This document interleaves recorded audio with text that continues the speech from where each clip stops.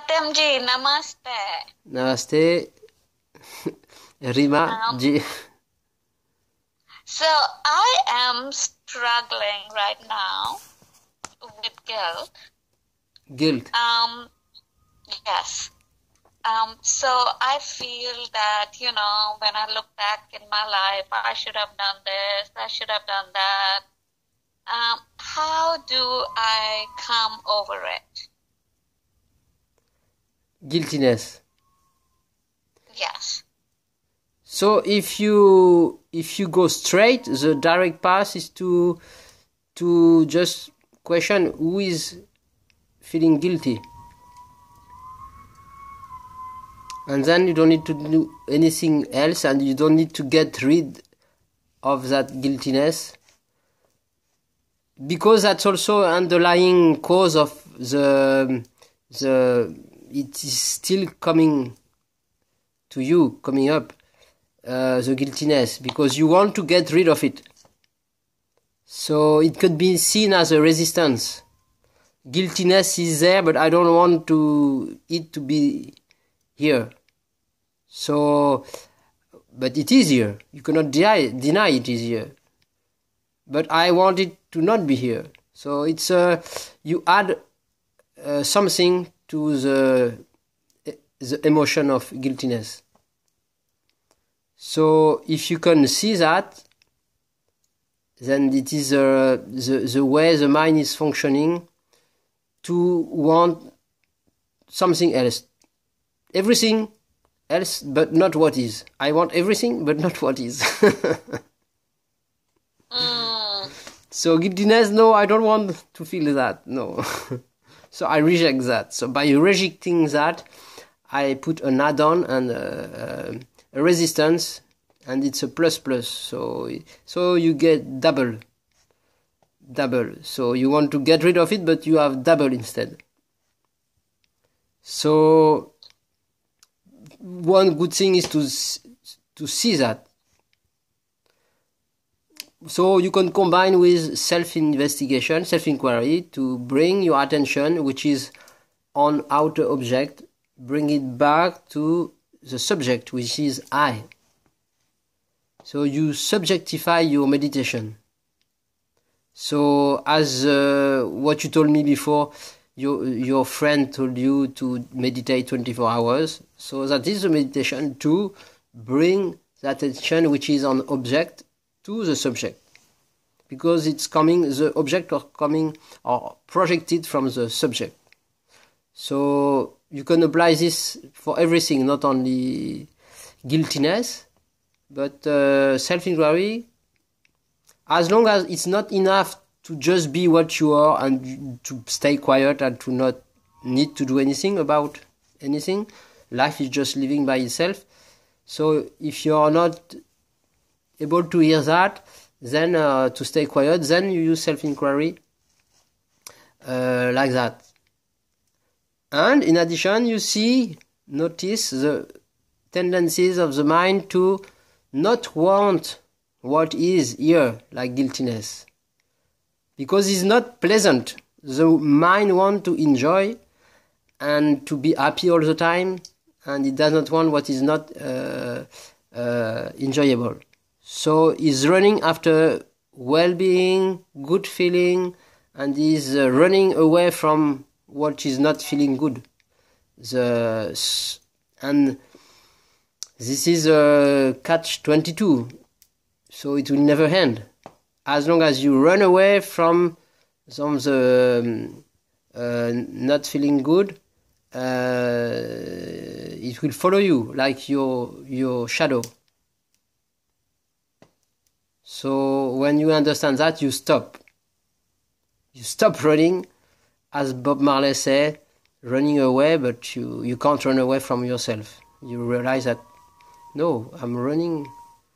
So, because it's like a marriage, they live together, yin yang, so feeling good, feeling bad, they go together. So if you run after feeling good and run away from feeling bad, they cannot separate. They are married forever. So when you see that, you stop. and you realize you are here, and things are coming, going on the cinema screen, and you are the screen enjoying the whatever is coming, and you are in spite of whatever is there, in spite of good or bad, guiltiness or anything. Because otherwise, if you go into the questioning therapy and why guiltiness and my mother this and that, then it is an endless story. Maybe for some people it may be needed to make the mind a little bit less heavy, but I would say maybe as less as possible, and to see that it is an endless story, because you will maybe come over this guiltiness feeling, then something else come. You know, like you say, you lose a friend and you find 10 new friends. So it's like this. For any trouble, you lose one trouble, you solve one trouble, and 10 more are coming. So it's a divine game, because he's playing. He say, "Oh, let's try how many trouble you can solve." And you solve one, and you say, "So proud that I could go over guiltiness, so proud." And then 10 more things are coming. You say, "Oh, now you have 10 more things to deal with. How will you do that?" And the I is feeling, he's very happy because he has some work to do, because he does not like to stay with itself. So he likes to have troubles and problems. So he likes to have any kind of problem, including guiltiness, because it keeps him busy also. So instead of just being here as the eternal self and letting things passing through, so it's difficult, because the mind, the ego mind, is restless. So when you say to the ego mind to speak about just be what you are, then he cannot catch that. So, but it doesn't matter, because he will never never understand. So this is for sure. The mind cannot understand what is being, because you can only be what you are. You cannot understand what you are. So, but the good news is you don't need to wait to achieve anything to be what you are, or to overcome guiltiness or anything. You are right now what you are. So if the best you can do is to be able to hear that, and to be unmovable as self being, but to not try to control the movement of the phantom person, the I, doing or not doing. He makes some movement, he go to the kitchen or to work or to the plane, or he has some emotions, this, that. The person will go on like that. It's like the karma will go on. So you cannot change the movie. But you can only realize that what you are is in spite of that movie. You are not dependent on that. What you are is not dependent on circumstances. So that's why you can say it's a peace which does not need peace.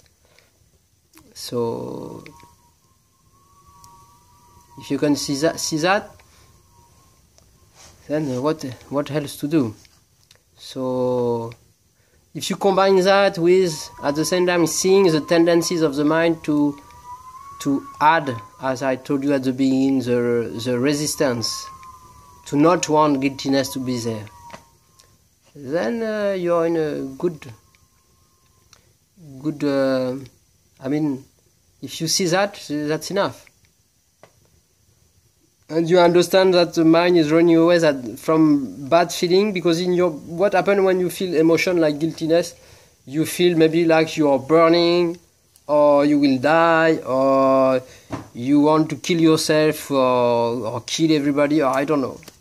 So it's like unbearable, totally. Maybe it can go to the point of being totally unbearable. But You know, if you remember, you are from Indian origin, so you know the Bhagavad Gita. The fire cannot burn you. The knife cannot cut you. So what you are is not touchable by any circumstances, the worst experience you can have in space and time cannot affect what you are. So the more you have this kind of awareness, then you feel, oh, it doesn't matter. Guiltiness is there. Welcome. Welcome, well go. When you are here, you are here. When you want to go, you go. You are free. You are free. I have no control. I don't have to control anything. As being, as what you are. It's opposite to I. I want always to control. I don't want this to be there. I don't want guiltiness to be there.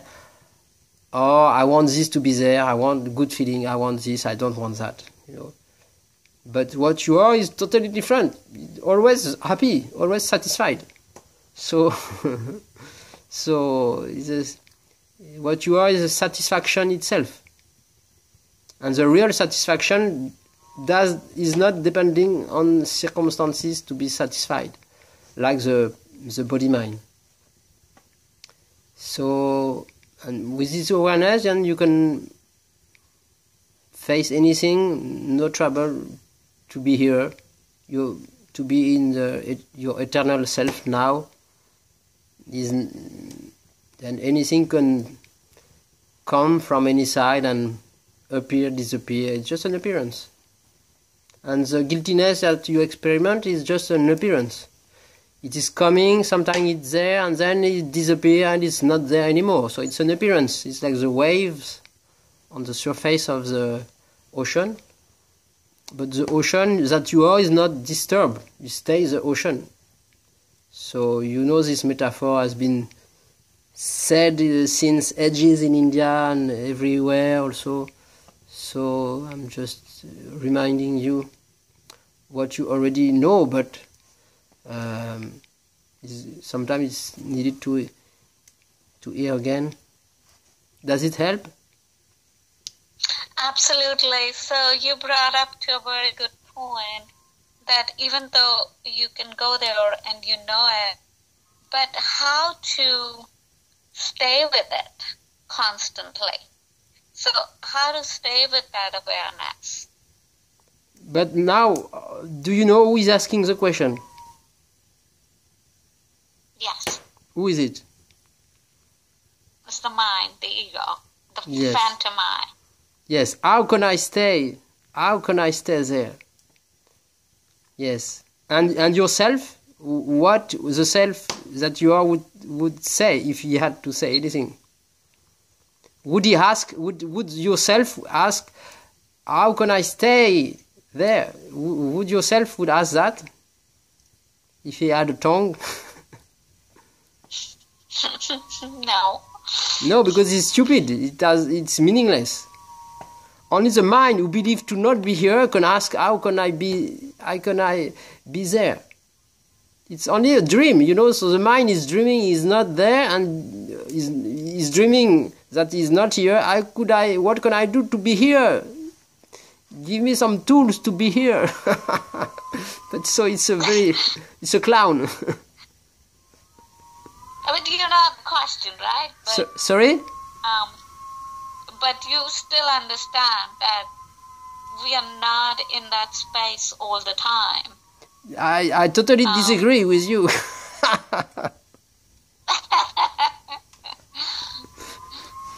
Maybe you are, but most people are not. No, but that's totally false. Everybody is there all the time. Everybody is not a me or another me. A me is more in that, more than some other me. No, it's a dream again. We are that. I am that. We are that. So we cannot be somewhere else. It's not possible. There is no possibility in that even. But in the mind, yes, a lot of story can go on. Yes, you know, as you said, you know, maybe you are there, but so many people are not there. It's just a story in the mind. So it's a beautiful story, but can you follow? Yes and no, because you know that you get sucked into the world and then you forget your reality, even though reality is there all the time. I agree with you there. That's the, the basis of everything, but you still forget the time when you are, in the world, that you take it to be real. Yeah. But, it reminds me something that Ramana Maharishi said about remembering and forgetting. They are just thought form.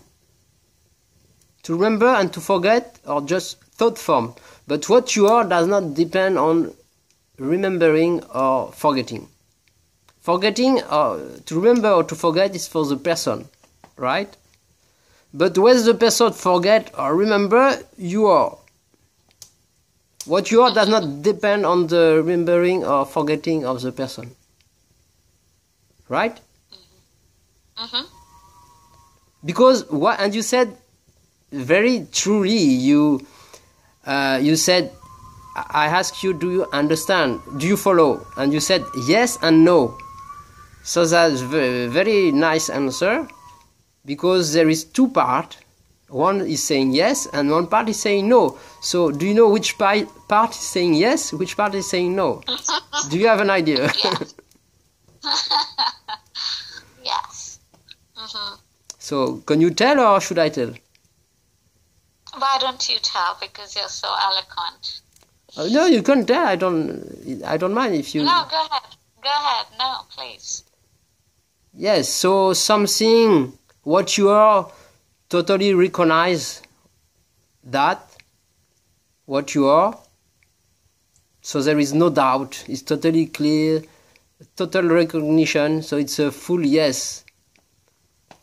And at the same time, there is a no. And we say no, of course, it's the body mind and the I say, no, I don't understand, I'm not here. I need the method to be here. Because I'm not always here. Sometimes I'm here, sometimes I'm here, sometimes I'm not here. So please give me some tool that I am always here. So he's very upset because he's not controlling. He wants to control, to be always aware that he's here. I want to be aware, to always be here. But what you are does not need that I to be aware or not. So this is speaking to something else in you, to your, what we cannot describe, we call self, because we don't know, or the Tao, or what God, or whatever. So this is speaking to this, and this understand very well, and that there is nothing to do for that, and that in spite of the remembering or forgetting, you are that. So this in you totally get it, right or not? Mm-hmm. But there is a kind of covering which is making the appearance different. Sometimes I forget, sometimes I remember. But this is only as an appearance on the screen, in the movie. In the movie, sometimes the actor is remembering, sometimes he is forgetting. But the screen, which you are, is anyway, in both ways. Whether you are in absence, presence, forgetting, or remembering, you are. So the more you can hear that from that space, if you can call that like this, then it is something is then you are, something is letting go,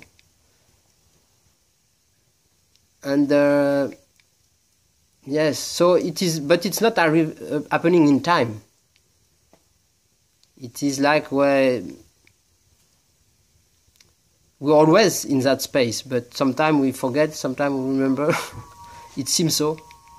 So, but it's difficult to explain that with words, isn't it?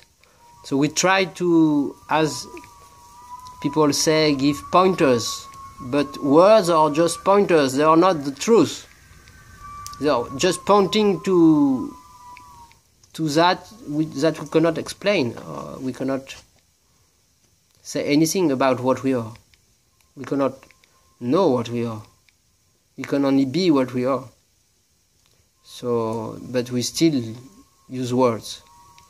Isn't it crazy? That's so beautifully said. That leads to my next question. Could you explain that's often said that there is no space and time? And yeah. You just spoke. Yeah. Yeah, you just touched on it. But could you speak to that a little bit? Yeah, so that's one of the things you asked me before our conversation. I talk in French, in the French video. And yes, it's an easy way to speak about that. You know, it's space and time. So space and time.